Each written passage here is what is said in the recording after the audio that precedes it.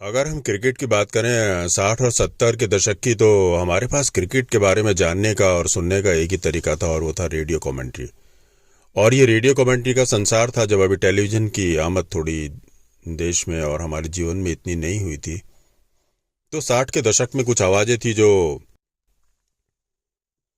और इनमें कुछ आवाज़ें ऐसी थी जो हम लोगों के जीवन का एक अभिन्न हिस्सा उन दिनों बन गई थी। और वो इस तरह की भारी भरकम और शानदार आवाज़ें थी जिनको कई बार सुनने के लिए ही लोग रेडियो सेट एक पर्टिकुलर टाइम पे ऑन करते थे जब उनके आने का समय होता था। और उनमें एक आवाज़ थी मेलविल डिमेलो साहब की, जो अपनी भारी भरकम आवाज़ में जब इंग्लिश के न्यूज़ सुनाया करते थे और बोलते थे कि this is All India Radio, the news read by Melville de Mello, तो थर्रा जाता था एक बार को मन, और दिल कई बार डर सा जाता था कि क्या खबर है। और कई बार विशेष अवसरों पर उन्हें खास तौर से बुलाया जाता था ये सब सुनाने के लिए। एक और आवाज़ थी जो उन दिनों हिंदी के न्यूज़ सुनाया करती थी, और वो भी उतनी ही शानदार आवाज़ थी। और वो बोला करती थी कि ये आकाशवाणी है, अब आप देवकी नंदन पांडे से आज के समाचार सुनिए। बाप रे, क्या आवाज़ थी! पूरा शरीर हिल जाता था एक बार को, दिमाग में लगता था कि क्या घोषणा होने वाली है या क्या सुनने वाले हैं हम लोग। तो इस तरह की आवाज़ें हम लोगों के जीवन का एक हिस्सा थी उन दिनों। इसी तरह से रेडियो पर भी कुछ आवाज़ें छाई हुई थी, जिनमें एक आवाज़ थी जसदेव सिंह साहब की। कहते हैं कि वो बॉल के साथ ही चलती थी उनकी कमेंट्री। और 1975 का वर्ल्ड कप जब हमने जीता तो वही कमेंट्री कर रहे थे, और उन्होंने ही ये घोषणा की थी कि बॉल तेज गति से भारत की डी में, और भारत की डी में लेकर आ रहे हैं, जिस तरह से आ रहे खिलाड़ी उनसे का प्रयास कर रहे हैं, और भारतीय डी के बाहर जब गेंद को छीन लिया गया, और इसी के साथ भारत हॉकी का चैंपियन, भारत हॉकी चैंपियन बन गया है। इसी तरह से क्रिकेट में भी सुशील दोषी साहब कुछ बॉल के साथ ही ट्रेवल करते थे। गुंडप्पा विश्वनाथ ने बॉल को तेज गति के साथ घुमा दिया लेग साइड में, उसके पीछे दो खिलाड़ी दौड़ रहे हैं, बॉल तेजी से बाउंड्री लाइन की तरफ जा रही है, देखता है वो बॉल को रोक पाते हैं या नहीं। इसी तरह से गुंडप्पा विश्वनाथ ने पहला रन पूरा किया, दूसरा रन लेने के लिए तेज गति से आ रहे हैं, इसी बीच खिलाड़ियों ने बॉल को रोका और तेज साथ में फेंका, लेकिन 3 रन भारत ने पूरे किए, और इसी के साथ भारत का स्कोर बढ़कर हुआ 121 रन, 2 विकेट के नुकसान पर खेल आगे बढ़ता हुआ।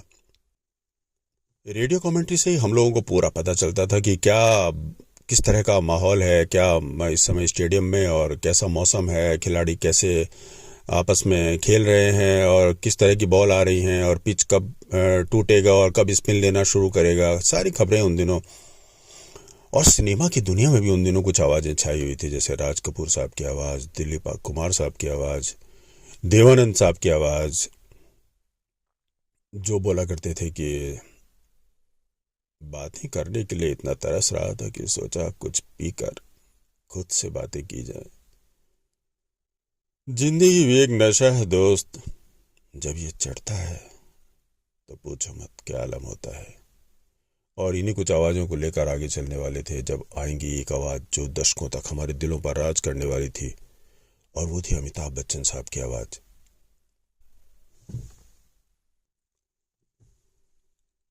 जब उन्होंने कहा कि मैं आज भी फेंके हुए पैसे नहीं उठाता, तो इस तरह आवाज़ की दुनिया थी, एक रेडियो का संसार था, और बड़े बड़े रेडियो सेट घरों के कोने में रखे रहते थे। चलते फिरते लोग रुक जाते थे और स्कोर पूछते थे, दुकानों के आगे भीड़ जमा हो जाती थी। टेलीविज़न की आमद नहीं हुई थी, 70 का दशक था, 75 का वर्ल्ड कप हो गया था। हालांकि वो बहुत ज़्यादा पॉपुलर नहीं हुआ क्योंकि हम उसमें कुछ खास नहीं कर पाए थे। क्रिकेट की सीरीज भी उन दिनों साल 2 साल में एक बार आयोजित होती थी, और अगर विदेश में मैच हो रहे हों तो रेडियो रिसेप्शन भी थोड़ा सा पुअर होता था, तो इंग्लिश और हिंदी की कमेंट्री बारी बारी से आती थी। लेकिन अगर देश में मैच हो रहे हों तो बाकायदा हिंदी इंग्लिश कमेंट्री के अलग अलग चैनल होते थे, और बड़े आराम से धूप पे बैठकर लोग सुना करते थे, क्योंकि उन दिनों की क्रिकेट ज़्यादातर सर्दियों के दिनों में ही आयोजित होती थी। तो ये संसार था, और धीरे धीरे संसार अब बदलने वाला था। 70 के दशक में सुशील दोषी साहब, मुरली मनोहर मंजुल जी, जसदेव सिंह साहब, ये सब रेडियो की आवाज़ें थी। और एक रेडियो की आवाज़ थी जो देश में सबसे ज़्यादा पॉपुलर थी, और वो थी अमीन सयानी साहब की आवाज़, जो आती थी रेडियो सीलोन से। और उन्होंने जो रैंकिंग दी, जो पायदान निर्धारित की अपने श्रोताओं के लिए गानों की, वो ऑफिशियल रैंकिंग हो जाती थी। और उस प्रोग्राम को सुनने के लिए लोग शाम को टेलीविज़न सीरियल्स की तरह ही इकट्ठा हो जाया करते थे घरों में।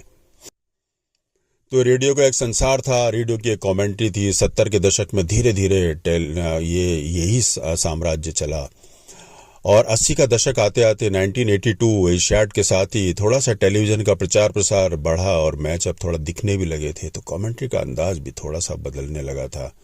अब लगातार इस तरह से कमेंट्री करने की ज़रूरत नहीं थी क्योंकि सामने दिखने लगा था। तो अब हमें एक मौका मिला हमारे कुछ एक्सपर्ट पुराने खिलाड़ियों को ये अवसर देने का कि जब वो अपनी विशेषज्ञता थोड़ी बता सकें। और उनसे पूछा जाता था कि बॉल कब से टर्न लेगी, बॉल कब से स्विंग होगी, और आज ये किस तरह का खेलेगा पिच, और किस तरह से रिएक्ट करेंगे बैट्समैन, इस तरह की बातें।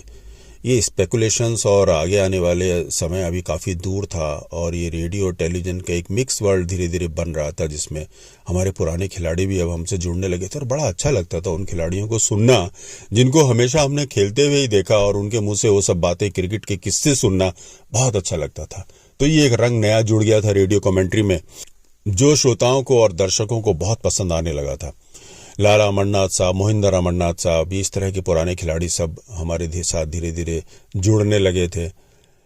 अब 80 का दशक खत्म होते होते एक बार फिर से ये साम्राज्य और संसार बदलेगा, जब रेडियो और टीवी के साथ में कलर्स भी जुड़ जाएंगे, और हमारे कुछ खिलाड़ी जो आज खेल रहे हैं जैसे सुनील गावस्कर साहब, रवि शास्त्री और नवजोत सिंह सिद्धू जी, कपिल देव साहब, ये कुछ खिलाड़ी, संजय मांजरेकर जी, ये सब खिलाड़ी कुछ टेलीविज़न और रेडियो के साथ जुड़ जाएंगे और हम कमेंट्री भी इनसे सुनेंगे। तो एक समय 80 के दशक के बाद धीरे धीरे आने वाला था। फिर कुछ समय बदलने वाला था जब क्रिकेट भी बदलने वाली थी। 1983 का वर्ल्ड कप जीतने के बाद देश में एक नया ही माहौल बना क्रिकेट का, और 87 का वर्ल्ड कप चूंकि भारत में ही होने वाला था, तो क्रिकेट, टेलीविज़न, रेडियो, ये सब का प्रचार प्रसार में बहुत एक इजाफा होने वाला था, और क्रिकेट की दुनिया थोड़ी बदलने वाली थी, रेडियो की दुनिया भी थोड़ी सी बढ़ने वाली थी। ट्रांजिस्टर का आगमन हो गया था, तो हर हाथ में एक रेडियो था। हर व्यक्ति टेलीविज़न के साथ साथ अब रेडियो भी रखने लगा था, और रेडियो के साथ साथ ट्रांजिस्टर भी रखने लगा था। छोटा ट्रांजिस्टर पोर्टेबल था, हर जगह लेके जाया जा सकता था, लोग बाहर रख लेते थे, बाहर से आवाज़ें आती थी। तो ये रेडियो का संसार अब धीरे धीरे और थोड़ा सा फैलने लगा था, टेलीविज़न का संसार भी इसके साथ जुड़ने लगा था। तो चलिए 80 के दशक के बाद कैसे बदली क्रिकेट की कमेंट्री, और 83 का वर्ल्ड कप जीतने के बाद और 87 का वर्ल्ड कप देश में होने के बाद कैसे पुराने क्रिकेटर हमारी कमेंट्री के साथ जुड़े, इन सब को बात करेंगे अगले बार। ये था एक आवाज़ का संसार जो फैला हुआ था पूरे देश में, और हम लोग सुनते थे ये शानदार कमेंट्री। चलिए अगले दौर की बात अगले अंक में।